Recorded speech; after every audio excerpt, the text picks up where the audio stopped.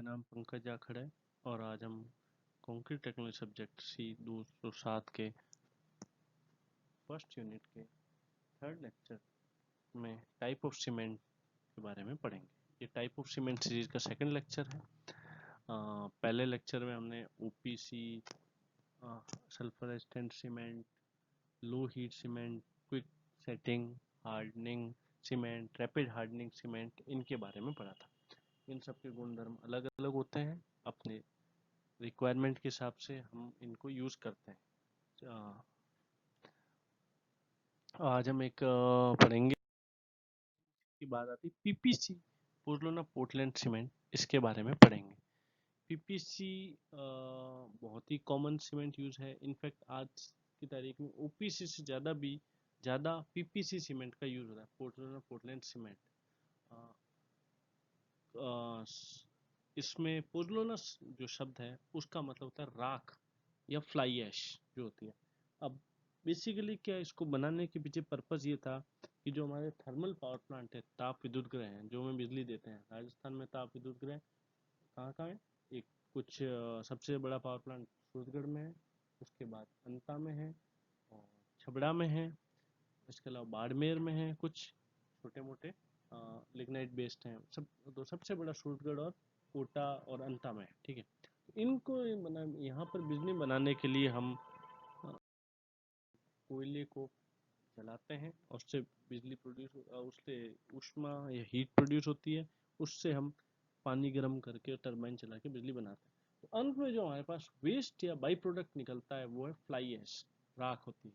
अब उसका डिस्पोजल कैसे करें? सामान्यतः हम क्या करते थे इससे पहले कि हम उसको एक बड़ा सा तालाब बनाते थे, उसमें डाल देते थे।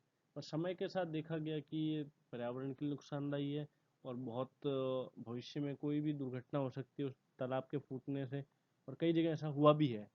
और पेड़ पौधे, वनस्पति और आसपास के वातावरण को दूषित करती है और राख पड़ी पड़ी, क्योंकि धीरे धीरे हवा के साथ उड़नी चालू हो जाती है। इसलिए हम क्या करते हैं इसमें, हम लोगों ने सोचा इसका प्रयोग करके जो राख है, फ्लाई ऐश है, उसका हम सीमेंट में प्रयोग करें। तो ओपीसी के अंदर हम पोज़ोलाना एक फिक्स परसेंटेज है, लगभग 35% तक हम पोज़ोलाना या फ्लाई ऐश मिला सकते हैं bureau of Indian standard code के अनुसार। तो इससे दो फायदे हुए। पहली बात तो ये कि हमारा जो ओपीसी में जो नेचुरल मटेरियल यूज हो रहा था, नेचुरल जो हम चूना पत्थर के लिए यूज करते हैं, उसमें 35% हमारे पास एक ऐसी चीज आ गई जो प्रकृति में पहले से ही वेस्ट थी। तो हमारे रॉ मटेरियल जो यूज करते हैं उसकी क्वांटिटी 25% कम होगी, 35% तक कम की जा सकती है। नॉर्मली 25% तक होती है। और उसके अलावा एक एनवायरनमेंट के हिसाब से बहुत ही फ्रेंडली, क्योंकि वेस्ट मटेरियल है ये, हमें इसको हम यूज कर सकते हैं। इसके कई अलग फायदे भी हैं। राख होती है, फ्लाई ऐश होती है, उसमें cement content, calcium content naturally होता है कोल के अंदर। और तो उसकी वजह से उसकी जो उसके अंदर नेचुरली इनबिल्ट जो हमारा सीमेंट की प्रॉपर्टीज हैं राख में, फ्लाई ऐश में, उसको भी हम यूज कर सकते हैं। इसलिए Portland of fly ash cement use करने चालू हुए अपन। यह आज काफी प्रचलित है। और चूंकि ये fly ash based cement, fly ash waste material को यूज करते हैं, सरकार इसको प्रोत्साहन देती है। इस पे टैक्स रेट भी कम है और सामान्य कट्टों से ये 20 रुपए सस्ता आपको मिलता है। सामान्य कट्टा अगर हम आज हम देखेंगे 350 रुपए किलो का मिलता है ओपीसी, तो पीपीसी हमें 320-330 रुपए मिलेगा। इसमें कोई ग्रेड नहीं होती, एक ही ग्रेड होती है, नॉर्मल। और इसका कलर थोड़ा सा लाइट होता है। ओपीसी का डार्क ग्रे होता है, इसका लाइट ग्रे होता है। और ये दिखने में फाइन ज़्यादा होती है, राख की तरह दिखती है। और हम कोई अगर हमने दोनों सीमेंट देख रखी है तो हम एक्सप्लेन कर कह सकते हैं कि ये तो पीपीसी है या ओपीसी है। तो इसका रॉ मटेरियल बेसिकली वही है, ओपीसी वाला क्लिंकर और लाइमस्टोन और क्ले मटेरियल यूज करके क्लिंकर बनाते हैं। क्लिंकर को जब पीसते हैं अपन तो उसमें फ्लाई ऐश एक फिक्स क्वांटिटी 35% तक जो हमारा रेंज है, उसमें एक फिक्स साइज की अपन मिला देते हैं। तो ये ओपीसी का पीपीसी बन गया हमारा पोर्टलैंड सीमेंट, इसको बोलते हैं। और यह इस सीमेंट की खासियत है कि जो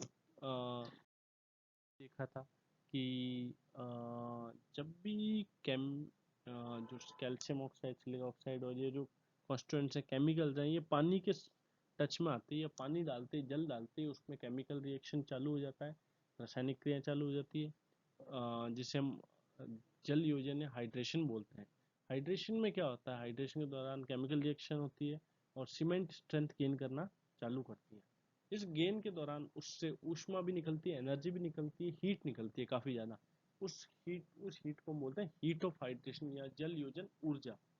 इस हीट के कारण क्या होता है कि उसके अंदर का पानी वाष्प बन के उड़ना चालू हो जाता है और तो उसको उस पानी की भरपाई करने के लिए हम तराई या क्योरिंग करते हैं। उसके बारे में आगे के यूनिट्स के में भी पढ़ेंगे। इसके अलावा जो ये हीट ऑफ हाइड्रेशन निकल रहा है उसके कारण हमारे उसमें जो कंक्रीट जो सीमेंट या कंक्रीट बना रहे हैं उसमें दरारें उत्पन्न होने की चांस ज़्यादा रहते हैं। तो उसको भी वो भी एक रीज़न है। तो हीट ऑफ हाइड्रेशन हम कंट्रोल करने की कोशिश करें। जितनी जल्दी हीट ऑफ हाइड्रेशन निकलेगी, जितनी ज़्यादा निकलेगी उतना जल्दी स्ट्रेंथ गेन होगा। तो एक पीपीसी की खासियत ये भी है कि ओपीसी की तुलना में जो हीट ऑफ हाइड्रेशन है वो हमारी कम होती है, कम निकलती है, तो मतलब क्रैक के चांस कम है। इसलिए अगर हम देख रहे हैं लिक्विड रिटेन स्ट्रक्चर बनाना है तो हमें पीपीसी सीमेंट यूज करनी चाहिए ओपीसी के बजाय। इसकी फाइनल स्ट्रेंथ होती है वो ओपीसी के बराबर ही होती है 28 दिन। इनिशियल स्ट्रेंथ होती है 7 डे वो, और 3 डे होती है, 3 दिन की और 7 दिन की स्ट्रेंथ होती है वो कम होती है। नॉर्मली सीमेंट कंक्रीट में अपन 28 दिन 3 बार स्ट्रेंथ चेक करते हैं, 3 दिन, 7 दिन और 28 दिन। 28 दिन के बाद जो उसका स्ट्रेंथ या सामर्थ्य आती है वो फाइनल स्ट्रेंथ हम मानते हैं। 28 दिन की जो फाइनल स्ट्रेंथ है वो ओपीसी की और पीपीसी के बराबर होती है। परंतु इनिशियली चूंकि इसमें राख होती है इसलिए इनिशियल स्ट्रेंथ जो गेन होता है इनिशियल जो 3 और तो इसकी हीट ऑफ हाइड्रेशन कम होती है। इस कारण यह लिक्विड स्ट्रक्चर में अच्छी होती है। इसके अलावा जो केमिकल अटैक हैं उनकी भी सामान्य सल्फर होता है जो केमिकल अटैक मरीन या समुद्री पानी में होता है, उसकी भी प्रतिरोधक क्षमता इसकी अधिक अधिक होती है ओपीसी की तुलना में। तो इसलिए ये उस मामले में भी अच्छी है, हीट ऑफ हाइड्रेशन भी कम हो रहा है, पर्यावरण के लिए अच्छी है, वेस्ट मटेरियल यूजर है। और केमिकल अटैक जो बाहरी हैं समुद्र के किनारे अगर अपन यूज कर रहे हैं या जहाँ भी सलाइन है जैसे सांबर झील के किनारे राजस्थान वगैरह में बनाना है तो हम पीपीसी का बनाएंगे और ओपीसी का बनाएंगे तो पीपीसी वाला स्ट्रक्चर ज़्यादा सेफ है, क्योंकि उसमें सल्फर का जो नमक या जो भी होता है इसमें केमिकल होते हैं नमक के अंदर नॉर्मल नमकीन वातावरण में उसको प्रतिरोध करने की क्षमता पीपीसी के अंदर अधिक है। तो इसका प्रयोग सामान्यतः इसका प्रयोग मास कंक्रीटिंग करते हैं जहाँ बड़े बड़े स्ट्रक्चर बनते हैं, क्योंकि जहाँ ज़्यादा कंक्रीट ज़्यादा सीमेंट यूज हो रही है वहाँ पे हीट ऑफ हाइड्रेशन भी ज़्यादा होगी, हीट ऑफ हाइड्रेशन ज़्यादा क्रैक के चांस ज़्यादा रहते हैं, इसलिए वहाँ पे इसका प्रयोग होता है। और समुद्र के किनारे तो होना ही, क्योंकि सल्फर की प्रतिरोध क्षमता ओपीसी की तुलना में ज़्यादा होती है। आजकल कई ज़्यादातर सरकारी कार्य होते हैं जो उसमें कंपलसरी है कि हमें पीपीसी कुछ फिक्स अमाउंट में पीपीसी यूज करनी है, मतलब 30 से 40% सीमेंट है जो हम पीपीसी ही यूज करेंगे। ये और टैक्स बेनिफिट दे रखे हैं, ये सब इसलिए है ताकि पीपीसी को बढ़ावा दे, ज़्यादा से ज़्यादा प्रयोग हो। और इसका सबसे बड़ा बेनिफिट यही है कि पर्यावरण के लिए अच्छी है, वेस्ट मटेरियल को यूज़ कर रहा है तो डबल फायदा है। एक तरफ से हमारा रॉ मटेरियल बच रहा है जो माइनिंग करके लाएंगे, और दूसरी तरफ से हमारा जो वेस्ट मटेरियल है उसका यूज़ हो रहा है। इसकी अल्टीमेट जो स्ट्रेंथ 20 डे ओपीसी के बराबर होती है, इससे ज़्यादा ही होती है, कम बिल्कुल नहीं होती। कई बार हम घरों में देखते हैं तो आप मार्केट में लेने जाएंगे तो कारीगर बोलता है नहीं ओपीसी मत लीजिए, ओपीसी लीजिए, पीपीसी मत लीजिए। क्यों? उन्हें लगता है कि इसकी स्ट्रेंथ कम होती है, पर ऐसा रियलिटी में नहीं होता। रियलिटी में इसकी स्ट्रेंथ ज़्यादा ही होती है। एक्चुअल 28 डे स्ट्रेंथ से मुझे 28 दिन के बाद क्या होता है कि हम स्ट्रेंथ की कैलकुलेशन नहीं लेते हैं, ऐसा हमारा सिविल इंजीनियरिंग में ट्रेंड है। पर ये देखा गया है कि 28 दिन तक तो ओपीसी और पीपीसी की स्ट्रेंथ बराबर होती है, ठीक है। परंतु 28 दिन के बाद भी ओपीसी जो होती है 28 दिन के बाद वो स्ट्रेंथ गेन करना बंद कर देती है, परंतु पीपीसी 6 महीने और 1 साल तक धीरे धीरे स्ट्रेंथ गेन करती है। इसलिए हम लॉन्ग टर्म में देखेंगे तो इसकी स्ट्रेंथ पीपीसी से ज़्यादा होती है। चूंकि इसमें क्या होता है कि हीट ऑफ हाइड्रेशन कम है, जलयोजन ऊर्जा कम है, धीरे धीरे कम निकलती है, इसलिए इसमें श्रिंकेज भी कम होते हैं, संकुचन कम होता है, और क्रैक या दरार आने की संभावना भी बहुत कम है। इस कारण ये कि क्योंकि इसमें फाइन पार्टिकल ज़्यादा है, ये महीन ज़्यादा होती है ओपीसी की तुलना में, क्योंकि इसमें राख है, काफ़ी महीन राख ही डाल जाती है, सामान्य बड़ी राख नहीं डाल जाती। तो उस कारण क्या होता है ये वाटर टाइट या पन रोक होती है, वाटर टाइट होती है, इसमें से परमेबिलिटी पारगम्यता कम होती है, पानी के इसके अंदर से सीपेज होने की संभावना कम है। कोई भी स्ट्रक्चर है, कोई भी मटेरियल है, चाहे लोहा है, चाहे पत्थर है, चाहे मार्बल है, किसी का भी हो, उसमें से पानी निकलता है हमेशा, उसकी परमेबिलिटी पारगम्यता होती है। अब ये हो सकता है कि लोहा पत्थर है जो सैंडस्टोन है, उसमें से 1 साल में 1 mm पानी आगे जाए, 1 mm पानी रिसे, और मिट्टी से हो सकता है कि एक दिन में 1 पर रिसता है। कंक्रीट से भी इसलिए पानी हमेशा बहुत कम मात्रा में रिसता है, पर हम कई बार क्या होता है उस पानी को भी रोकना चाहते हैं, इसलिए हम वाटर टाइट ज्यादा से ज्यादा करने की कोशिश करते हैं कि उसमें वाटर पर पन रोक ज्यादा से ज्यादा हो, इसलिए यह सीमेंट यूज करते हैं। इसके बाद है पोर्टलैंड स्लैग सीमेंट। यह भी एक तरह की सीमेंट है जिसमें वेस्ट मटेरियल का यूज किया जाता है। स्लैग बेसिकली क्या होता है, स्लैग होता है जो हमारे स्टील आयरन के स्टील आयरन और स्टील के प्लांट होते हैं जिसमें आयरन का ऑक्साइड होता है, फेराइट हेमेटाइट, फेराइट और हेमेटाइट जो आयरन के ओर होते हैं, अयस्क होते हैं, उनको हम गर्म करके उनसे आयरन बनाते हैं, स्टील बनाते हैं। नॉर्मली आयरन से स्टील बनाते हैं। आजकल रॉ आयरन बहुत ही कम यूज किया जाता है, स्टील के फॉर्म में यूज किया जाता है। हमारे पास स्टील के प्लांट कहाँ पे है, राजस्थान, इंडिया में राजस्थान में अभी भीलवाड़ा में बन रहा है। उसके अलावा सेल का प्लांट है भिलाई में, टाटा स्टील का जमशेदपुर में है, सेलम स्टील है सेलम चेन्नई में, विजयनगर में JSW स्टील के प्लांट है। वहाँ वो जो उसको बनाने के बाद आयरन ओर को हमने गर्म किया, आयस को गर्म किया, उसके बाद जो उसमें प्योर मटेरियल है वो तो लोहा है, वो तो बात नहीं। उसके अलावा जो वेस्ट मटेरियल होता है जिसमें आयरन की क्वांटिटी काफी कम होती है, वो क्या करता है, वेस्ट मटेरियल हमारा वो जो भट्टी होती है, ब्लास्ट फर्नेस होती है, उसके अंदर से नीचे से निकलता है और ऊपर से जो प्योर है उसको तो हम स्टील बना लेते हैं, जो वेस्ट मटेरियल उसको फेंक देते हैं। तो वहां पर भी ये वेस्ट मटेरियल काफी प्रॉब्लम कर रहा था, कई सालों से इकट्ठा हो रहा है, इसका क्या करें। उसका प्रयोग करते हुए हमने ओपीसी के अंदर क्या किया है, ओपीसी के अंदर जिप्सम के साथ साथ ब्लास्ट फर्नेस का जो स्लैग है, स्लैग मतलब उसका जो वेस्ट मटेरियल है, ब्लास्ट फर्नेस का, आयरन स्टील इंडस्ट्री का, उसको प्रयोग करते हुए सीमेंट बनाई, उसका नाम पोर्टलैंड स्लैग सीमेंट है। इसमें BIS ने फिक्स कर रहा है कि 65% से ज़्यादा स्लैग नहीं यूज कर सकते। और इसका चूंकि इसमें आयरन होता है तो आयरन की वजह से इसका कलर थोड़ा ब्लैक ग्रे होता है, काला ग्रे होता है, एकदम ग्रे नहीं होता। जैसे ग्रे में भी एक बहुत ही डार्क शेड ऑफ ग्रे बोल सकते हैं अपन। OPC कम ग्रे हो गया, PPC ग्रे हो गया, और पोर्टलैंड स्लैग सीमेंट उससे भी ज्यादा ग्रे हो गया, डार्क ग्रे सीमेंट हो गया। इसकी भी एक चूंकि इसमें लाइम नहीं है, इसलिए लाइम थोड़ी परसेंटेज कम है, इसलिए इसमें क्या होता है कि जल योजन ऊर्जा, हीट ऑफ हाइड्रेशन कम है। इसके कारण क्या होगा, इसमें क्रैक आने की संभावना कम है, और इसमें श्रिंकेज की संभावना, संकुचन की संभावना भी कम है। और यह सल्फर को आक्रमण का प्रतिरोधी करते हैं, मतलब सल्फर का अटैक है इस पे कम इफेक्ट होता है, ठीक है। इसलिए ये इसका प्रयोग कहाँ कर सकते हैं जहाँ सल्फर के अटैक की संभावना ज्यादा रहती है। तो समुद्र के किनारे या मार्स कंक्रीटिंग में जहाँ जल योजन ऊर्जा कम रखना चाहता है या सल्फर का अटैक हो, वहाँ हम यह यूज कर सकते हैं। इसमें भी गवर्नमेंट के काफी टैक्स बेनिफिट्स हैं। नॉर्थ इंडिया में नहीं है क्योंकि हमारे आसपास थर्मल पावर प्लांट है, आयरन स्टील प्लांट नहीं है। पर साउथ इंडिया में या ईस्ट इंडिया में जाएंगे तो हमें ये पोर्टलैंड स्लैग सीमेंट आसानी से उपलब्ध होते हैं। इस पर भी गवर्नमेंट ने टैक्स बेनिफिट दे रखा है, क्योंकि गवर्नमेंट ये चाहती है ऐसी सीमेंट जो वेस्ट मटेरियल को यूज है उसको ज़्यादा से ज़्यादा प्रोत्साहित किया जाए, ताकि पहला तो प्राकृतिक संसाधन बचे हमारे जो, और दूसरी बात क्या, वेस्ट मटेरियल उसका यूज हो। मैंने सीमेंट आ गई एक, ये गहरे रंग की होती है, काफी डार्क कलर की होती है, इसकी हीट ऑफ हाइड्रेशन ज्यादा होती है, ठीक है। और ये जो केमिकल अटैक है उसको भी बहुत ज्यादा रेस्ट करती है। मतलब क्या हुआ, बाकियों की तुलना में क्या हो गया कि हाई ल्यूमिनस सीमेंट होती है, डार्क कलर की होगी, और इसमें क्या हीट ऑफ हाइड्रेशन भी ज्यादा है। तो हीट ऑफ हाइड्रेशन ज्यादा है मतलब इसमें क्रैक के ज्यादा चांस है, और क्या होगा, श्रिंकेज भी ज्यादा होगी, ठीक है। और तराई भी ज्यादा टाइम तक करनी पड़ेगी, हीट हाइड्रेशन ज्यादा निकलेगी, ज्यादा ऊर्जा निकलेगी, तो उसको कंट्रोल करने के लिए हमें ज्यादा टाइम तक उसकी क्योरिंग या तराई करनी पड़ेगी। इसमें हम एल्यूमिना आता है, एल्यूमिनियम डालते हैं, एल्यूमिना है, एल्यूमिनियम का मेन सोर्स है, तो इसमें एल्यूमिनियम का कुछ कंटेंट, इसके कारण ये डार्क कलर की हो जाती है।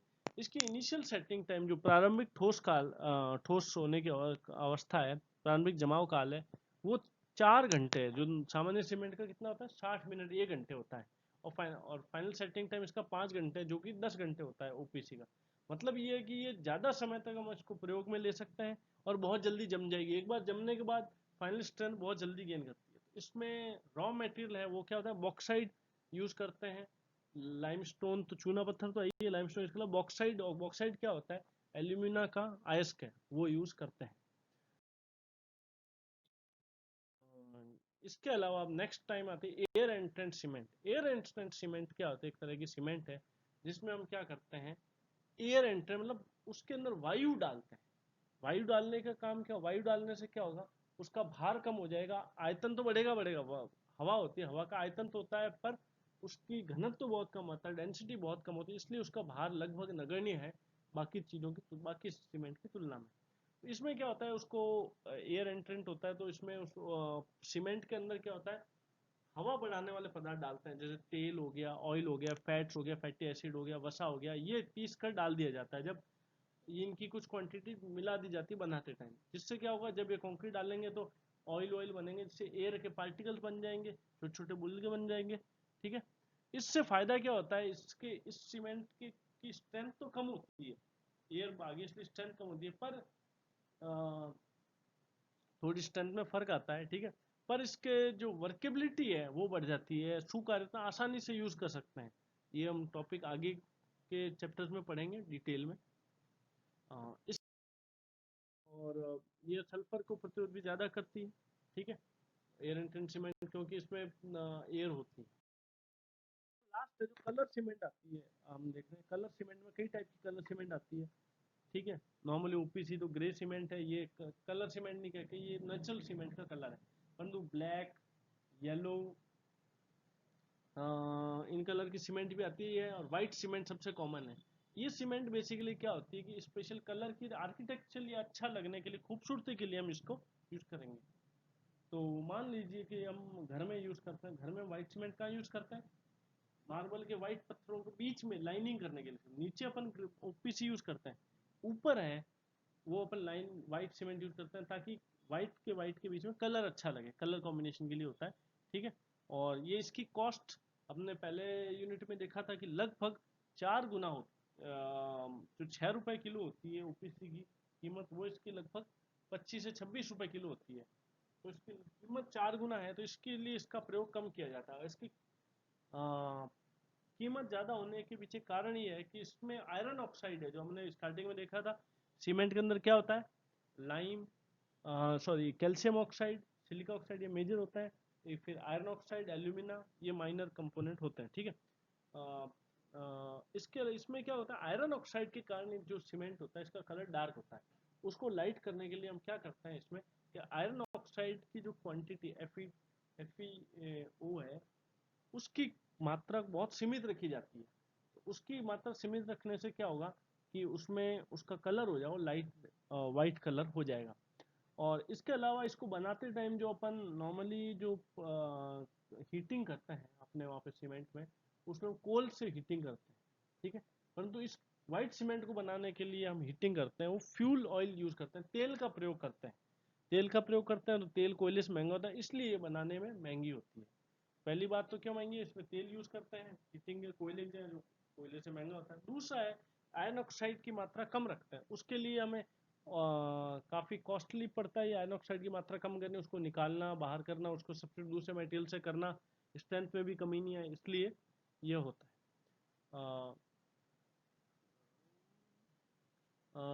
लगभग इसलिए इसको हम प्रयोग में।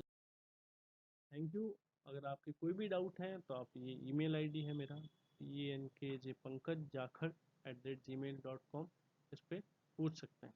तो इसी के साथ हमारे फर्स्ट चैप्टर की दोनों यूनिट्स पूरी हो गई। पहला था कि इंट्रोडक्शन मैन्युफैक्चरिंग ऑफ सीमेंट, और दूसरा है हमारा क्या था, type of cement. Manufacturing cement में हमने सीमेंट बनाने की विधियाँ देखी थी, ड्राई मेथड और वेट मेथड, और बेसिक हमें आइडिया हो गया कि सीमेंट कैसे बनता है, क्या क्या है, क्या क्या प्रोसेस होता है। क्योंकि आप में से कुछ लोग कल जाके cement industry civil engineering diploma students के लिए सबसे बड़ा एम्प्लॉयर है आज भी। ठीक है, तो उसमें जाएंगे, पावर प्लांट में जाएंगे या कहीं पर भी जॉब लगेगी तो उसके लिए आवश्यक है। इसके अलावा वाइट सीमेंट है पूरे राजस्थान में एक ही जगह बनती है, वो है गोटन, नागौर मेड़ता तहसील में गोटन नाम की जगह है जो जोधपुर जयपुर रेलवे लाइन पे, वहाँ पे जेके का प्लांट है। और उसी के पास एक खारिया खंगार नाम की जगह है जो जोधपुर में है, बॉर्डर पे है ये बेसिकली दोनों जगह, वहाँ बिरला का प्लांट है। और उस एरिया में एक दो प्लांट और भी है छोटे। तो राजस्थान में रॉ मटेरियल वाइट सीमेंट के दो ही प्लांट हैं।